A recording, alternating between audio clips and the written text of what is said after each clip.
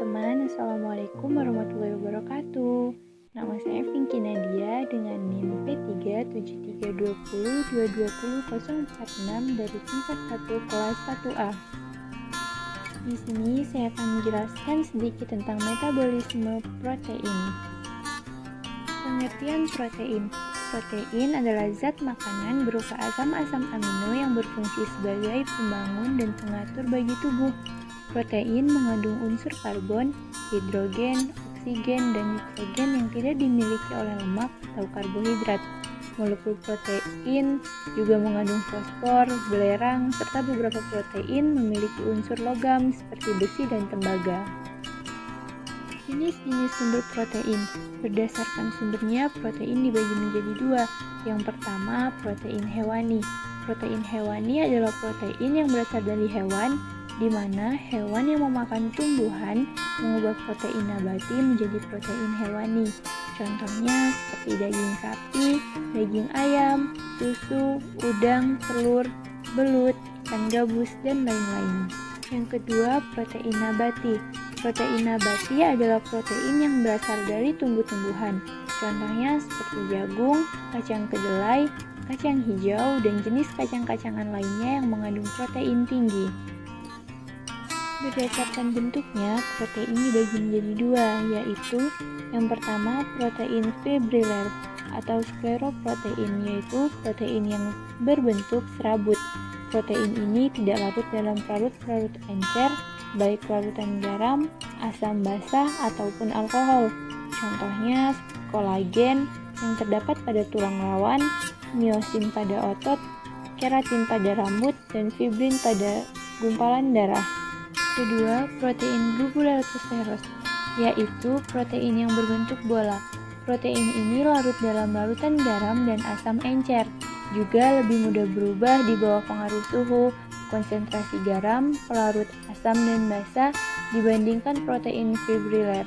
Protein ini mudah terdenaturasi, yaitu susunan molekulnya yang berubah diikuti dengan perubahan sifat fisik dan fisiologisnya seperti yang dialami oleh enzim dan hormon. Fungsi protein ada 6. Yang pertama, sebagai pertumbuhan dan pemeliharaan jaringan dan sel-sel tubuh. Kedua, pembentukan ikatan-ikatan esensial tubuh, hormon-hormon seperti tiroid, insulin, dan epinefrin adalah protein. Demikian pula berbagai enzim. Yang ketiga, mengatur keseimbangan air, cairan-cairan tubuh terdapat dalam 3 komplementer, yaitu intraseluler, ekstraseluler, dan intravaskuler. Keempat, memelihara netralitas tubuh. Protein tubuh bertindak sebagai buffer, yaitu bereaksi dengan asam basa untuk pH pada taraf konstan. Kelima, pembentukan antibodi. Kemampuan tubuh untuk memerangi infeksi bergantung pada kemampuan tubuh memproduksi antibodi. Dan yang terakhir, mengangkut zat-zat gizi dari saluran cerna ke dalam darah, dari darah ke jaringan-jaringan, dan melalui membran sel ke dalam sel-sel. Proses pencernaan protein. Dari hasil degradasi protein menjadi asam amino, tentu tak semua protein akan terurai sempurna menjadi asam amino. Masih tersisa protein dalam bentuk oligopeptida.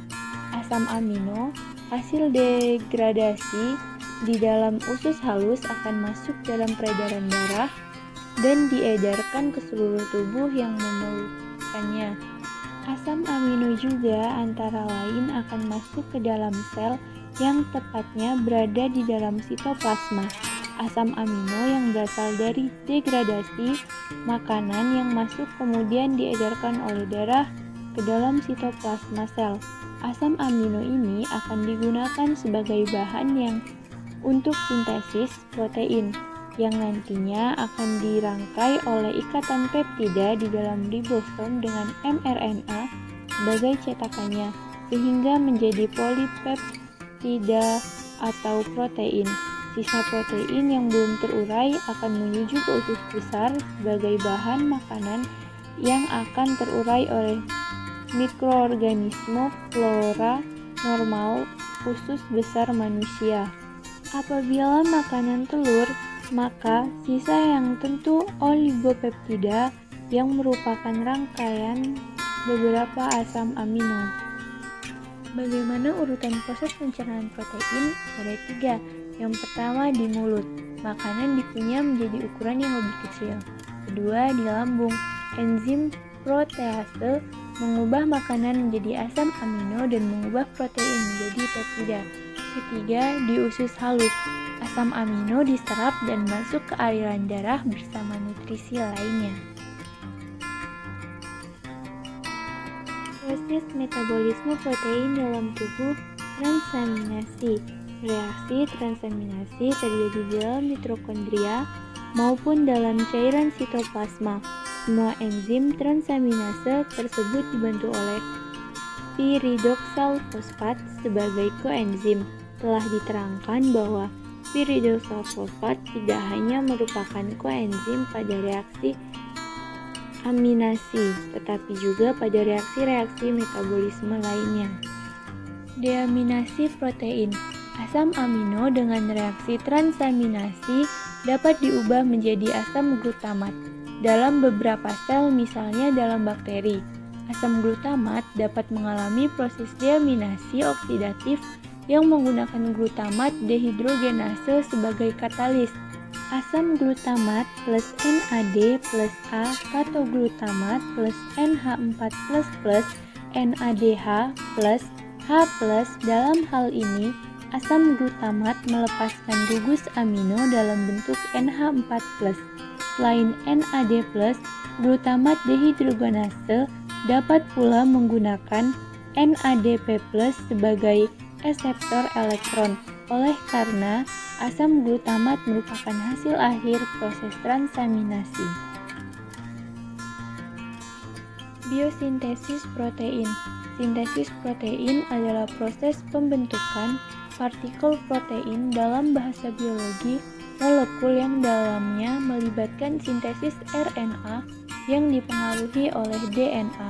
Dalam proses sintesis protein, molekul DNA adalah sumber pengkodean asam untuk menjadi asam amino yang menyusun protein, tetapi tidak terlibat secara langsung dalam prosesnya. Molekul DNA pada suatu sel ditranskripsi menjadi molekul RNA. Molekul RNA ini yang ditranslasi menjadi asam amino sebagai penyusun protein. Dengan demikian akan menjadi heliks ganda yang baru, dan proses pembentukannya molekul DNA baru ini disebut replikasi. Urutan basa purin dan pirimidin pada molekul DNA menentukan urutan asam amino dalam pembentukan protein. Peran dari DNA itu sendiri sebagai pembawa informasi genetik atau sifat-sifat keturunan pada seseorang. 2 tahap pembentukan protein, yaitu tahap pertama disebut transkripsi, yaitu pembentukan molekul RNA sesuai pesan yang diberikan oleh DNA. Tahap kedua disebut translasi, yaitu molekul RNA menerjemahkan informasi genetika ke dalam proses pembentukan protein. Biosintesis protein terjadi dalam ribosom, yaitu suatu partikel yang terdapat dalam sitoplasma rRNA bersama dengan protein memerlukan komponen yang membentuk ribosom dalam sel. Perannya dalam sintesis protein yang berlangsung dalam ribosom belum diketahui. Kelainan metabolisme protein. Yang pertama, fenilketonuria. Fenilketonuria terjadi ketika kadar asam amino atau protein fenilanin dalam darah terlalu tinggi. Maple syrup urine disease atau MSUD. Penyakit urin sirup maple terjadi ketika tubuh tidak mampu menyerap asam amino. Ketiga, alkaptonuria terjadi ketika tubuh tidak mampu memecah asam amino, tirosin, dan fenilalanin dengan baik, sehingga urin penderitanya berwarna hitam kecoklatan ketika terpapar udara. Keempat, ataksia Friedreich terjadi saat protein jenis fruktasin di dalam tubuh berkurang dan memicu kerusakan pada saraf yang mengendalikan kemampuan berjalan dan kerja jantung. Sekian yang dapat saya sampaikan, kurang lebihnya saya mohon maaf. Saya akhiri. Wassalamualaikum warahmatullahi wabarakatuh. Terima kasih.